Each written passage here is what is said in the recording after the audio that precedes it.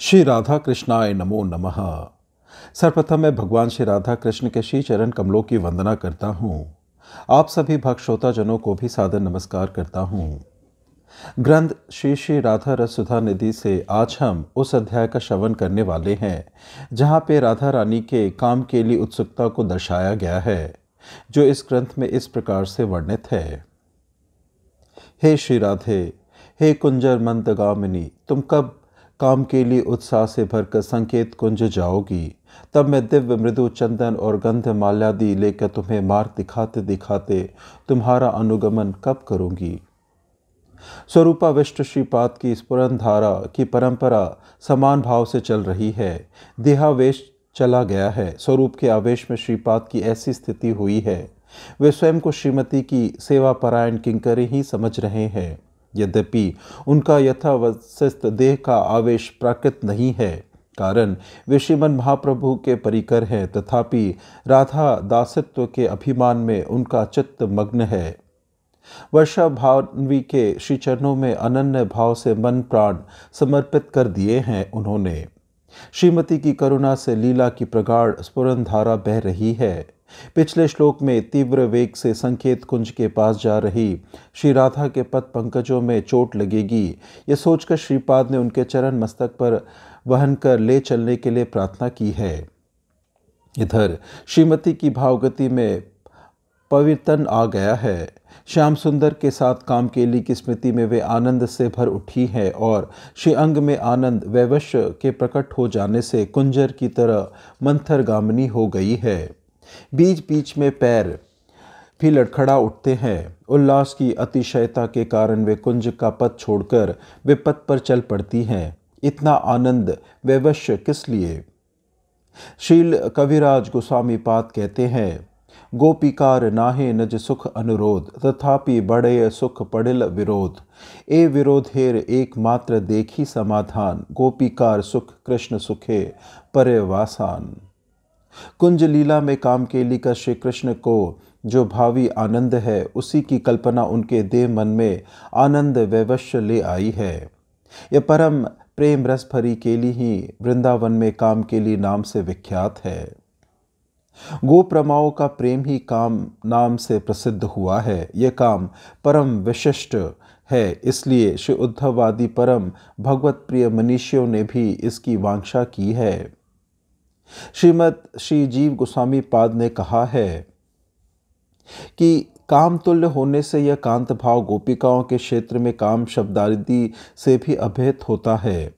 सम्राख्य या स्त्री पुरुष की संभोग इच्छा से पूर्ण काम विशेष इससे भिन्न है, कारण दोनों में बहुत वैलक्षण दिखने में आता है। साधारणतः काम शब्द से स्पृहा अथवा इच्छा समझी जाती है और प्रीति शब्द से प्रियजन सुख अनुकूलमय अभिलाष ही मानी जाती है। इसलिए दोनों की चेष्टाएं प्राय समान या एक सी होते हुए भी काम की चेष्टा स्वयं की अनुकूलता में ही समाप्त हो जाती है। उसमें यदि कभी विषयानुकूल या प्रियजन को सुख देने की चेष्टा दिखाई भी पड़ता है, तो भी वह निज सुख का कार्यभूत होती है, अर्थात इस अनुकूलता का कारण होता है स्वयं सुख प्राप्त करना। इसलिए उसमें काम में प्रीति शब्द गौणी वृत्ति में ही प्रयुक्त होता है। दूसरी ओर शुद्ध प्रीति की चेष्टा प्रियजन की अनुकूलता में ही परिवसित होती है। उसमें अपना सुख विषय अनुकूल के ही अनुगत रूप से प्रकट होता है। इसलिए सम्राख्य काम विशेष एवं कांत भावाख्य प्रीति विशेष गोपिकाओं के काम में स्पृह कात्म रूपी समानता होते हुए भी अनुकूल अंश में ही इसका महान वैशिष्ट सिद्ध हो जाता है। इसलिए श्रीमद रूप गोस्वामी ने कहा है, इन लोगों का प्रेम विशेष कोई अनिर्वचनीय माधुरी प्राप्त कर तत्व कीड़ा का निदान होता है। इसलिए पंडित लोग इसे काम शब्द से अभेद करते हैं। बाहर क्रिया साम्य है, पर अंतस में आत्मेंद्रिय सुख वासना का अत्यंत अभाव है। यह एक दुर्जेग्य रहस्य है। इसी काम के लिए आनंद से पूर्ण उल्लसित श्रीमती को श्रीपाद किंकरी के रूप में श्री कृष्ण के पास ले जा रहे हैं। श्रीमती के पीछे पीछे चल रहे हैं। संकेत कुंज का मार्ग दिखाते दिखाते सत सत कृष्ण कथाओं के रस से उनकी संज्ञा जगाकर उनमें शक्ति संचार करते हुए ले जा रहे हैं। दिव्य मृदु चंदन सुगंधी माल्यादि युगल सेवा का उपचार वहन करते हुए किंकरी परम यत्न के साथ स्वामिनी को कुंज में ले आई। उत्कंठित नागर नगरी मणि की रसमयी मूर्ति देखकर आत्महारा हो गए। दासी शाम को धमका रही है। बांसुरी के स्वर से स्वामिनी को पागल कर कुंज के भीतर चुपकर खूब बैठे हो। प्रेम पगली सुकुमारी को कितनी सावधानी बरत कर यहाँ ला पाई हूँ, इस समझने की शक्ति तुम में नहीं। किंकरी के चेहरे पर उसकी आंखों में धमकी का स्वर स्पष्ट रूप से फूट रहा है। कैसा मधुर है राधा दास। दासी के इस तिरस्कार का आस्वादन कितना मधुर है, उनके अतिरिक्त और कोई नहीं समझता।